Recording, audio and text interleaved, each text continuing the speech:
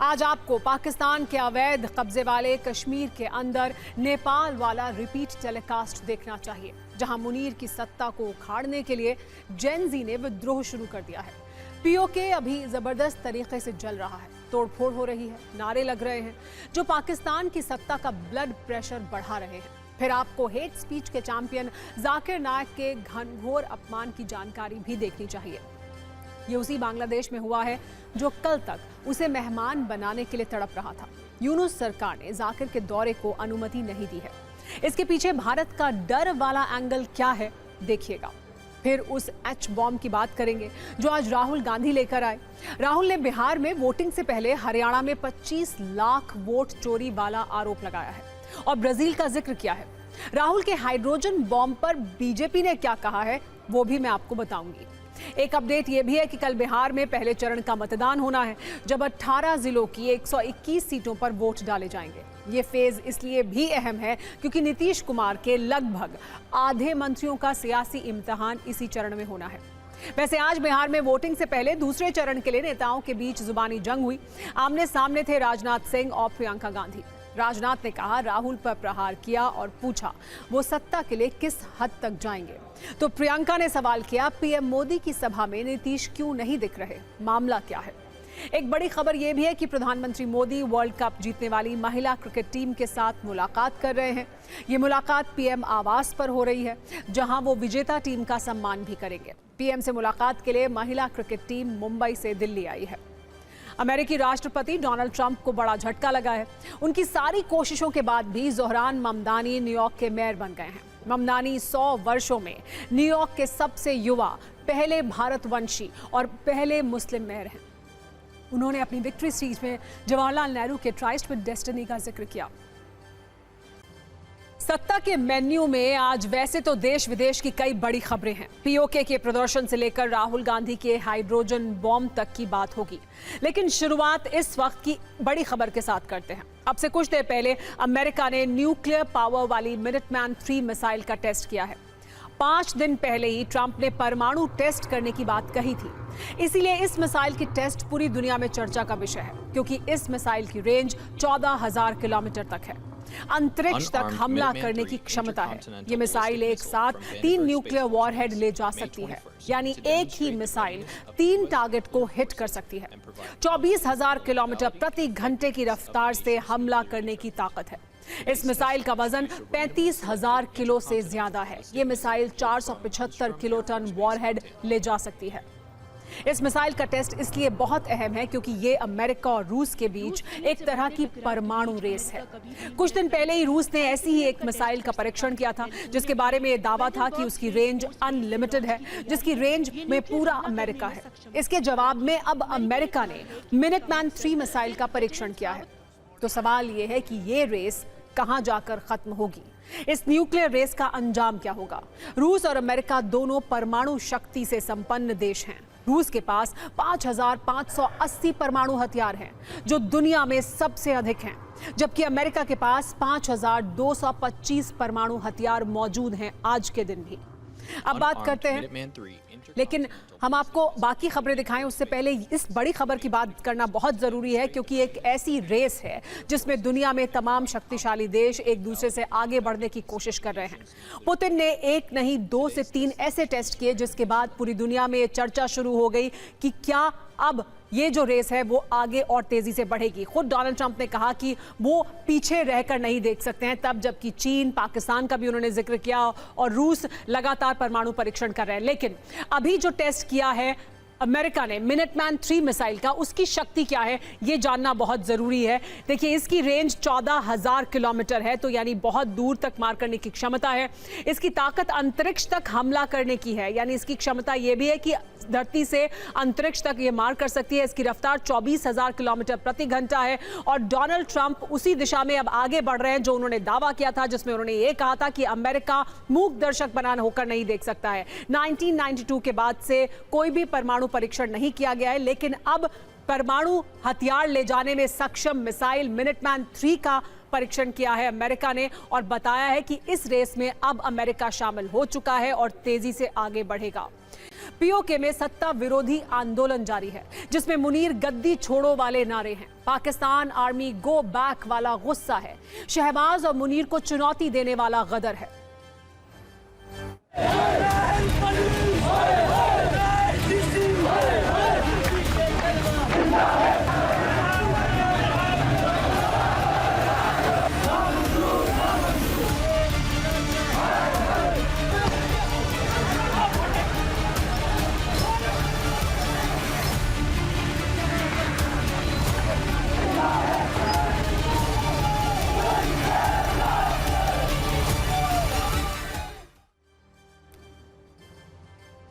ये पाकिस्तान के अवैध कब्जे वाले कश्मीर में जेन जी के आंदोलन का वीडियो ट्रेलर है, जिसमें शहबाज सरकार के खिलाफ विद्रोह वाले शोले हैं, पाकिस्तान से आज़ादी वाली चिंगारियां हैं, मुनीर की सेना के अत्याचार के विरोध वाली आग है।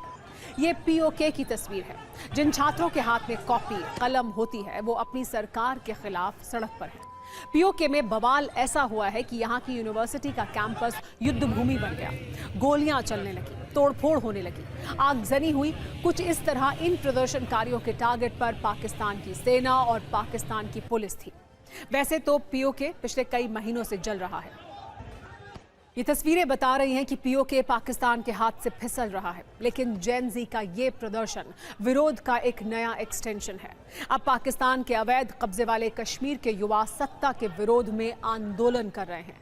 ऐसी तस्वीरें और ऐसे प्रदर्शन के बाद शहबाज और मुनीर को अति गंभीर चिंता देने वाले दो सवाल उठ रहे हैं। सवाल यह है कि क्या शहबाज और मुनीर देखते रह जाएंगे और पीओके पाकिस्तान के हाथ से फिसल जाएगा? क्या पीओके पर पाकिस्तान का अवैध कब्जा खत्म कर देंगे जेन जी? आपके मन में यह प्रश्न उठ रहा होगा कि अचानक पीओके में ऐसा क्या होगा? अब तक यहाँ की जनता प्रदर्शन करती थी, यहाँ के लोग सड़क पर उतरते थे, बिजली पानी सुविधाओं की कमी, सेना और पुलिस के अत्याचार के मुद्दे पर प्रदर्शन करते थे। अब छात्रों की नाराजगी की वजह क्या है? आगे आपको इसकी कहानी भी बताऊंगी। पहले ये जानिए कि कैसे पाकिस्तान की ये मुसीबत अब बढ़ चुकी है। सवाल है कि क्या पाकिस्तान में नेपाल की तरह जेन जी सत्ता परिवर्तन करने वाली है? क्या काठमांडू की तरह कराची भी अब जेन जी के आक्रोश का शिकार होने वाली है? इस पूरी कहानी को आप पाकिस्तान सरकार की बौखलाहट से भी समझ सकते हैं, जो छात्रों के साथ अपराधियों जैसा व्यवहार कर रही है। सिर्फ 6 पॉइंट में पूरी कहानी को समझिए। पीओके में शहबाज मुनीर के जेन जी ने नारेबाजी की। यूनिवर्सिटी कैंपस में पाकिस्तान की आर्मी गो बैक के लगे नारे। छात्रों के प्रदर्शन के बाद शहबाज और मुनीर की बेचैनी बढ़ गई है। पीओके में छात्रों का आंदोलन कुचलने में जुटी है आईएसआई। आरोप है कि पाकिस्तान की खुफिया एजेंसी आईएसआई ने छात्रों पर फायरिंग करवाई। प्रदर्शन के दौरान कई छात्रों पर फायरिंग की गई। ये मुनीर का मॉडल है, जो भी विरोध करे उसे गोली मार दो, जो भी सत्ता के खिलाफ आवाज उठाए उस पर अत्याचार करो, उसकी आवाज को हमेशा हमेशा के लिए खत्म कर दो। पीओके में भी कुछ ऐसा ही हो रहा है। जिन लोगों पर गोलियां बरसाई गईं वो पाकिस्तान के अवैध कब्जे वाले जम्मू और कश्मीर विश्वविद्यालय के छात्र हैं। पहले वो शांतिपूर्ण प्रदर्शन कर रहे थे, लेकिन अचानक ये शांतिपूर्ण प्रदर्शन हिंसक हो गया। ये भी कहा जा रहा है कि जिन लोगों ने फायरिंग की सभी संदिग्ध पाकिस्तानी खुफिया एजेंसी आईएसआई से जुड़े थे। दरअसल छात्रों के इस गुस्से की 3 मुख्य वजह हैं: यूनिवर्सिटी की फीस में लगातार वृद्धि, परिवहन की कमी और अस्पतालों की बदहाली। वैसे तो विरोध की आग पहले से ही सुलग रही थी, लेकिन इंटरमीडिएट की परीक्षाओं में खराब नतीजों के बाद छात्रों की नाराजगी बढ़ गई। इसके रिएक्शन में पाकिस्तान की सरकार ने तुरंत विश्वविद्यालय में छात्र संघों और राजनीतिक गतिविधियों पर रोक लगा दी, जिसके बाद छात्रों के प्रदर्शन ने आंदोलन का रूप ले लिया। अब स्थिति आउट ऑफ कंट्रोल हो चुकी है। ये मुद्दा अब सिर्फ फीस वृद्धि का नहीं रह गया है। यहाँ के छात्र या फिर ये कहें कि जेन जी मुनीर आर्मी गो बैक के नारे लगा रहे हैं। मतलब ये कि पीओके में पाकिस्तान की सत्ता का काउंटडाउन शुरू हो चुका है। अब पीओके के जेन जी से पाकिस्तान की सरकार के कब्जे से मुक्त कराने की बात कर रहे हैं। इस प्रदर्शन के बाद पूरे पाकिस्तान में खलबली है। खुफिया एजेंसी के अनुसार ये भी कहा जा रहा है कि जेन जी वाले इस विरोध की रेंज सिर्फ पीओके तक नहीं है, बल्कि पाकिस्तान के कई शहरों में भी इस तरह के प्रदर्शन हो सकते हैं। पाकिस्तान के कई शहरों में छात्र इसी तरह सरकार और सेना के खिलाफ नारेबाजी कर सकते हैं। जब भी जेनजी का जिक्र होता है नेपाल का नाम जरूर आता है। पाकिस्तान में भी नेपाल वाला जेनजी प्रदर्शन ट्रेंड कर रहा है। इसकी वजह है, आपको बता दें कि नेपाल में जब सरकार ने सोशल मीडिया पर प्रतिबंध लगा दिया तो युवाओं ने विरोध प्रदर्शन किया था। अब पीओके में भी इसी तरह के मुद्दे उठाए जा रहे हैं। पिछले कुछ महीनों से भ्रष्टाचार और विकास की कमी जैसे मुद्दे भी उठ रहे हैं। वहीं छात्र विशेष रूप से परीक्षा बोर्डों की ई मार्किंग नीति से नाराज हैं। छात्रों का कहना है कि इस नीति से 10,000 छात्र प्रभावित हो रहे हैं। इस वजह से वहां देशव्यापी आंदोलन का डर भी बना हुआ है। अगले वीडियो में आप ये समझिए कि भारत में क्या हो रहा है, कैसे भारत आतंकिस्तान को जवाब दे रहा है। आज पाकिस्तान के सत्ताधीश ये तस्वीर जरूर देख रहे होंगे जो अनंतनाग के पहलगाम जिले से आई है। पहलगाम में जहां आज से लगभग 6 महीने पहले आतंकी हमला हुआ था, AK-47 से जहां आतंकी गोलियां बरसा रहे थे, आज वहां लाइट, कैमरा और एक्शन है। आज वहां फिल्म की शूटिंग हो रही है। गोलियों वाली शूटिंग के लिए कुख्यात पाकिस्तान को आज ये तस्वीर बहुत चुभ रही होगी। ये वही जगह है जहां इसी वर्ष 22 अप्रैल को आतंकी हमला हुआ था। पर्यटकों की आतंकियों ने गोली मारकर हत्या की थी। अब वहां पर तेलुगु फिल्म की शूटिंग हो रही है। कॉमेडी फिल्म की शूटिंग तेलुगु फिल्म निर्देशक विमल कृष्णा कर रहे हैं। फिल्म निर्देशक ने न सिर्फ हर कश्मीरी को शुक्रिया कहा है, बल्कि ये संदेश भी दिया है कि पहलगाम अब सुरक्षित है।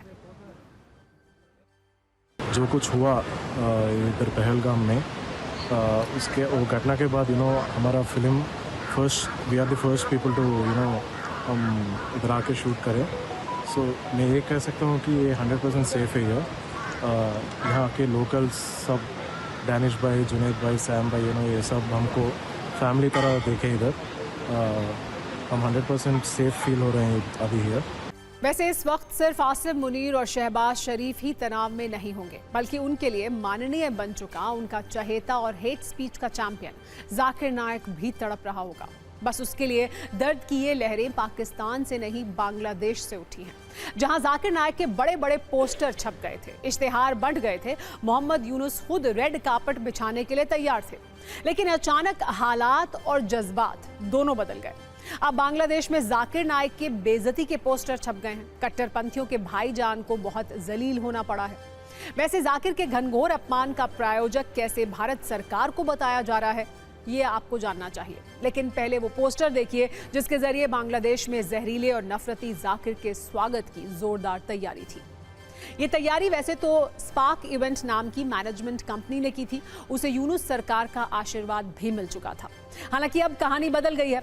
जाकिर नायक के कट्टर फैन बन रहे मोहम्मद यूनुस ने ही जाकिर नायक को नो एंट्री का बोर्ड दिखा दिया है।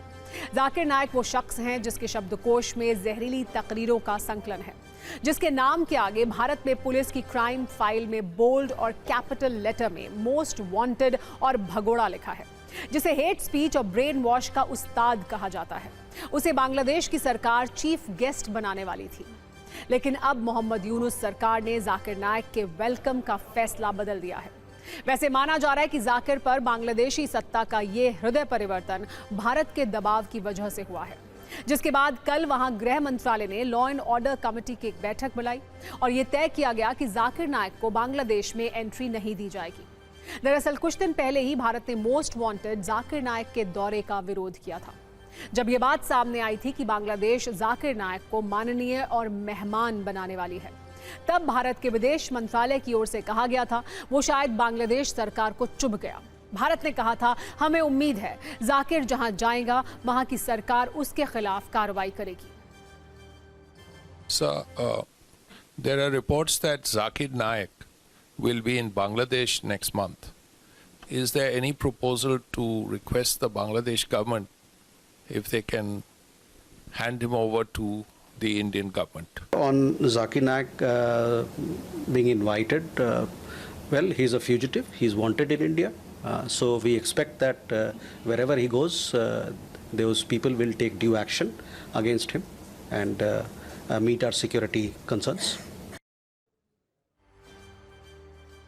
अब बांग्लादेश की न्यूज एजेंसी में जो रिपोर्ट छापी गई है उसमें बताया गया है कि जाकिर नायक बांग्लादेश आता तो उससे मिलने के लिए भारी भीड़ आ सकती थी।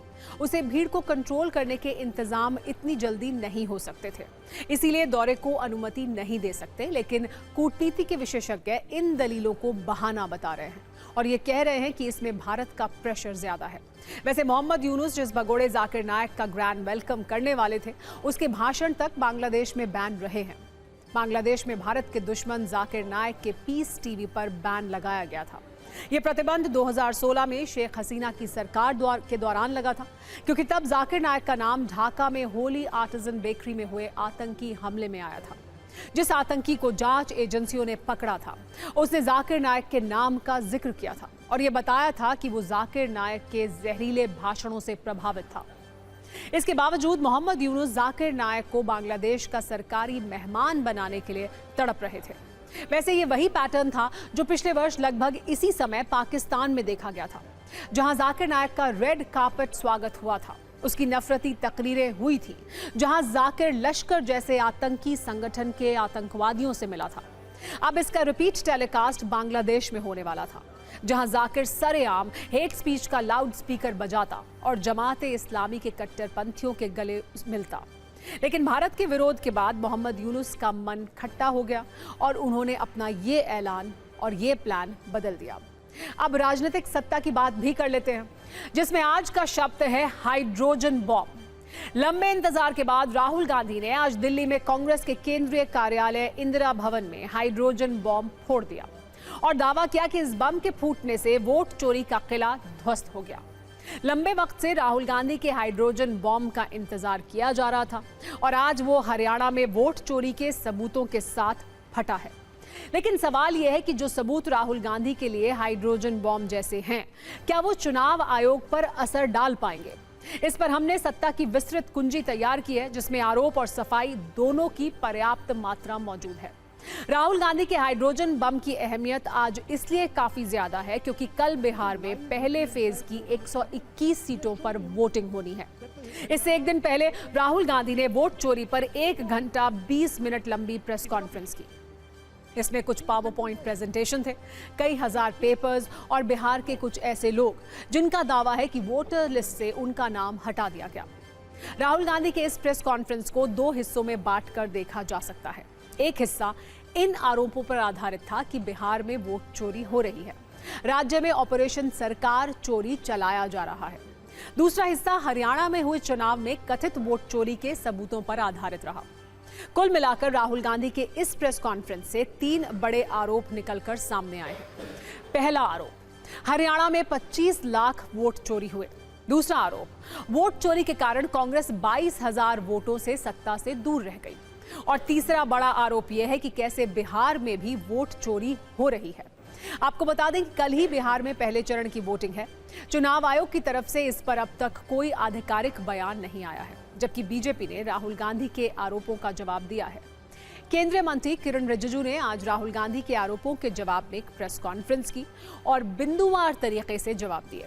एक बार आरोप और जवाब पर आधारित ये रील देखिए। 5 तरीके की वोट चोरी है हरियाणा में।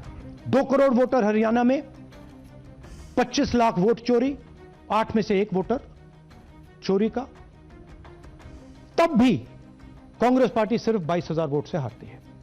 चुनाव चल रहा था, उनके वरिष्ठ नेता कुमारी शैलजा ने उसी समय कहा कि हरियाणा में कांग्रेस जीत नहीं पाएंगे क्योंकि हरियाणा के कांग्रेस नेता ही हराना चाहते हैं। क्या आप इसमें जुडिशियल इंटरवेंशन के लिए कोर्ट जाएंगे, हरियाणा सरकार के डिसमिसल की मांग करेंगे? अगर वोटर लिस्ट करप्टेड है और हमें लास्ट मिनट पे वोटर लिस्ट दी जा रही है, ट्रेनिंग से कुछ नहीं होगा। Supreme court, the highest court in the country, is watching. They have seen Madhepura presentation, they have seen Anand presentation, and now they've seen Haryana presentation. लोगों का बीच में नहीं जाते हैं, बाहर घूमते रहते हैं, तो चुनाव तो हारेगा ही। फिर भी कभी कभी कुछ स्टेट में कांग्रेस पार्टी भी जीते हैं, तो फिर क्यों सवाल नहीं उठाए उस समय? यही सिस्टम जो हरियाणा में लागू हुआ, उससे पहले महाराष्ट्र में, मध्य प्रदेश में, छत्तीसगढ़ में यही सिस्टम बिहार में लागू होगा। तो ऐसा नकली फोटोग्राफ, नकली नाम, नकली इशू लेकर के राहुल गांधी और कांग्रेस पार्टी समय समय में बोलते रहते हैं। तो इन तीनों ने और नरेंद्र मोदी जी ने और अमित शाह ने मिलकर हिंदुस्तान की डेमोक्रेसी को खत्म कर दिया है। दरअसल राहुल गांधी सिर्फ बीजेपी नहीं, हमारा देश का तंत्र है, जो क्रेडिबिलिटी ऑफ द इंस्टीट्यूशंस है, उसको टारगेट करते हैं। मैं यूथ से कहता हूं, जेनजी से कहता हूं कि ये जो लोकतंत्र है ये आपका है और इसको डिफेंड करना, इसकी रक्षा करना आपकी और हमारी जिम्मेदारी है। क्या वो जेन जी को उकसाने की बात करते हैं?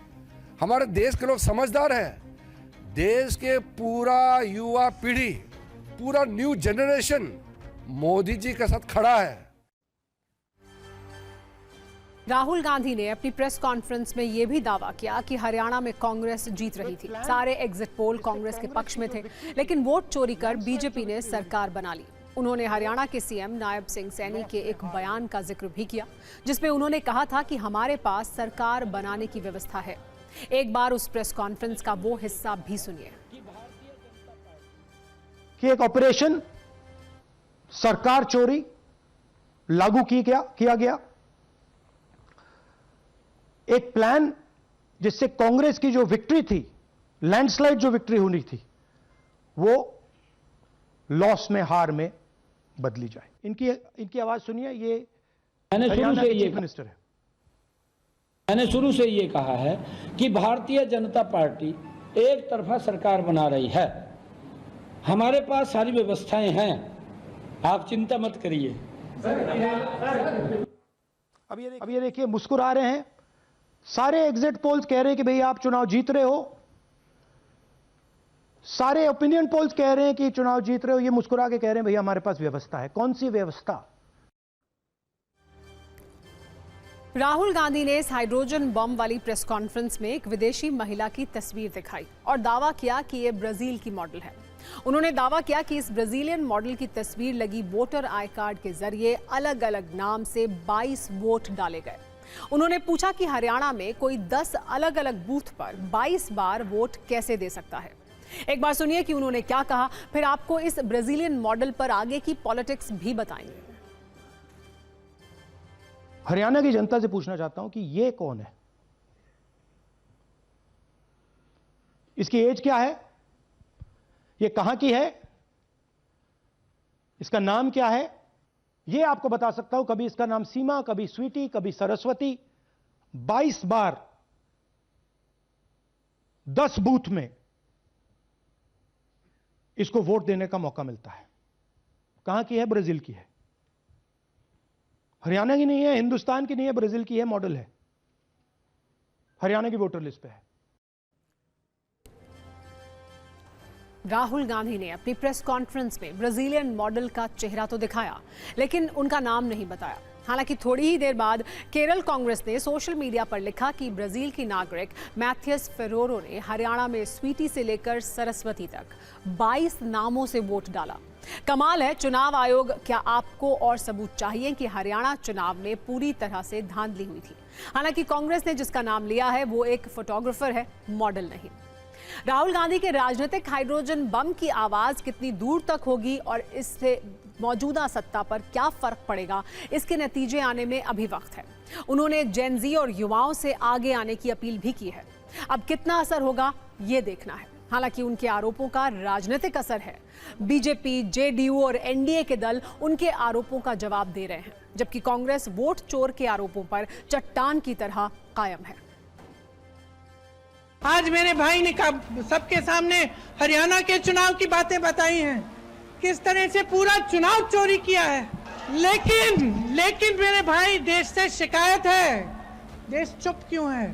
खदेड़ दो इनकी सरकार को, एक नई सरकार बनाओ। जहाँ हमारी सरकार बनती है, सत्यानिष्ठा से बनती है हमारी सरकार। राहुल गांधी जी लगातार देश को तोड़ने वाली बातें करते हैं, बांटने वाली बातें करते हैं और झूठ का पलिंदा बनाने में, झूठ का हलवा बनाने में राहुल गांधी जी बहुत काबिल है। आज के दिन का जो मेन मुद्दा है, राहुल जी ने जिसका पर्दाफाश किया है दुनिया के सामने, उसका जवाब इलेक्शन कमीशन दे और माननीय प्रधानमंत्री जी दें।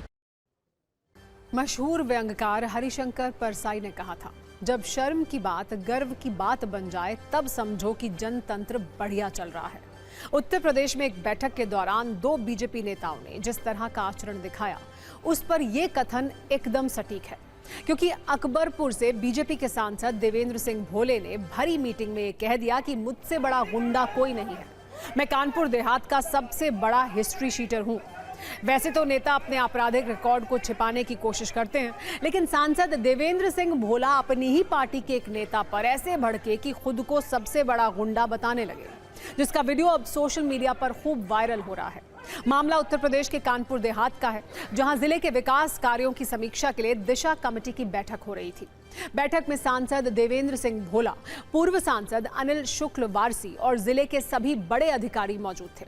शुरुआत में कुछ देर सब कुछ ठीक चला, लेकिन मामला उस वक्त बिगड़ गया जब पूर्व सांसद अनिल वारसी ने अपनी ही पार्टी के सांसद देवेंद्र सिंह भोला को गुंडा कह दिया। इसके बाद बैठक में गर्मागर्मी बढ़ गई, दोनों नेता अपनी अपनी कुर्सियों से उठ गए, बात हाथापाई तक पहुंची तो वहां मौजूद अधिकारी भी हैरान रह गए।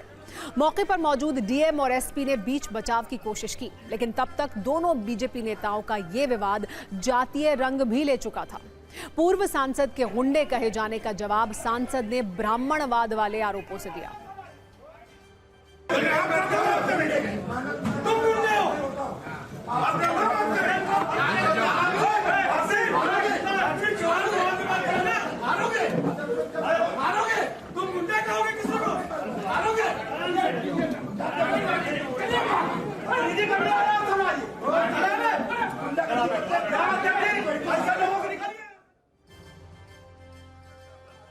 काफी देर तक अधिकारी बीच बचाव की कोशिश करते रहे, लेकिन पूर्व सांसद वारसी और वर्तमान सांसद देवेंद्र भोले के बीच जुबानी जंग जारी रही।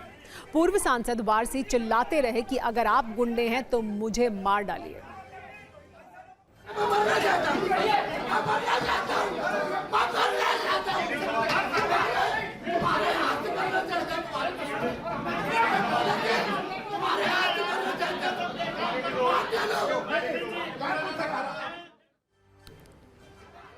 इस बीच बैठक अचानक खत्म कर दी गई, लेकिन विवाद खत्म नहीं हुआ। पूर्व सांसद अनिल शुक्ल ने आरोप लगाया कि सांसद भोले ने दिशा समिति में ऐसे लोगों को शामिल किया है जो आम लोगों को टारगेट करते हैं, फैक्ट्री मालिकों से भी वसूली करने के लिए गुंडागर्दी करते हैं। इसके जवाब में सांसद देवेंद्र सिंह भोले ने कहा कि अगर गुंडों की बात है तो मैं ही सबसे बड़ा गुंडा हूं, मुझसे बड़ा हिस्ट्री शीटर तो कानपुर देहात में कोई है ही नहीं। अपनी ही पार्टी के 2 नेताओं के इस टकराव पर बीजेपी नेता कुछ बोलने को तैयार नहीं है, लेकिन विपक्षी नेता इस पर कटाक्ष कर रहे हैं। समाजवादी पार्टी के अध्यक्ष अखिलेश यादव ने लिखा, पूर्व के हाथ में कटोरा, वर्तमान के हाथ में मलाई है। ये झगड़ा कुछ और नहीं, बस बंटवारे की लड़ाई है।